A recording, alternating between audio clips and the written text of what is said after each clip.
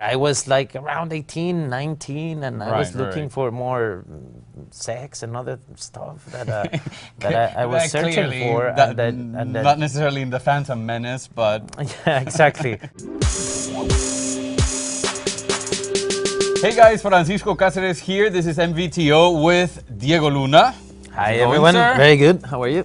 We're so excited that you're here because there's a Mexican in the Star Wars universe, a Latino in that universe. How does it feel? It feels very special. I'm a huge fan, and this is like a dream come true. You know, I'm playing a game I've been playing since I'm 6 years old, and now I just got paid for it, and it got more real and more exciting. That's and insane. It's fabulous. It's a like a weird time in my life. I've never been like so interested in the whole process of a film, you know. I wanted to be there when they were recording the music, when we were doing ADR. I wanted to stay longer. It's just that I'm a huge fan. You know? Were you allowed to stay longer? Or? No, I wasn't. I had to sneak in. So there's a lot of mystery around the film, you know. I haven't seen the whole thing, but in England I was all paranoid, you know, like right. Okay, everyone wants to know what I'm doing, and right. I was shooting a film in California, and the director told me, "Can't you stay for another week?" And I go like, "No, I gotta go to London." And the DP says like, "You're going to London? Oh, don't fuck with me. You're doing Star Wars, right?" And I go like, no, what do you think? I mean, come on. I'm a Mexican in Star Wars, it makes no sense, no. Now, you mentioned that you were a fan ever since you were a kid. What was your favorite character growing up?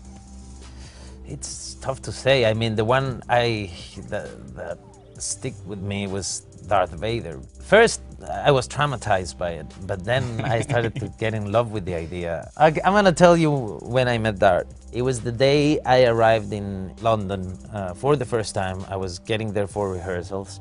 I got to the studio and they said, "Oh, Gareth is doing this camera test. Go see him there." And I went to inside the studio. I arrived and he was there next to a monitor, and I'm talking to him, and then I started listening. And I go like, oh, fuck, shit. And I didn't want it to turn, and I do turn, and there he is. They were shooting in an Imperial base, camera test with him, and he had a little speaker here that was doing the sound, you know. It was like, it was perfect. Then he arrives to Gareth and goes like, "Should I come in through the right or left, sir?" And you were like, "Oh my God, he's an actor. Oh, this is great. I'm shooting Star Wars." But for like 2 minutes, I was like a kid going like, damn, he's real, he's here, shit.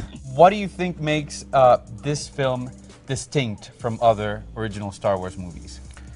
Many things. The first is that it's like the most grounded film, you know. In this film, the heroes are just regular, normal people like you and I, you know. Like there's no special powers, there's no Jedis.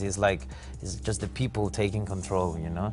And I think that makes this film very different. But it's also a great chance for new audiences to approach this world, you know.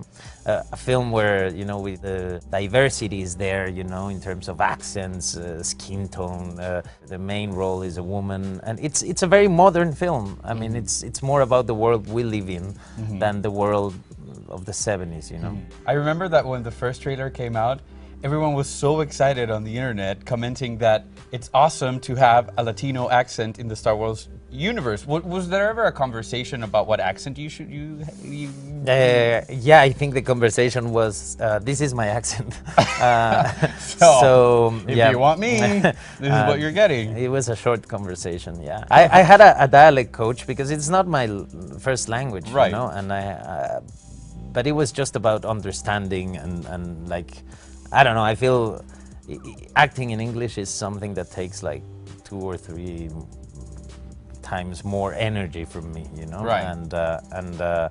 But yeah, in terms of accents, Gareth was like the opposite. Was like, you're here because of your accent. You're here because that makes you different, and that's what we want in the film, you know. I wouldn't be a better British you know, Right. character than a British actor.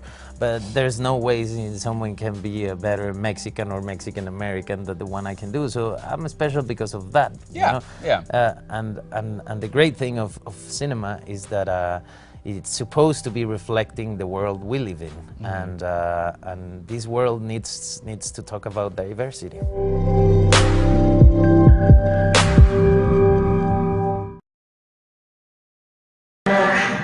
I want to scream so loud for you because I'm so proud of you. And let me tell you what I'm about to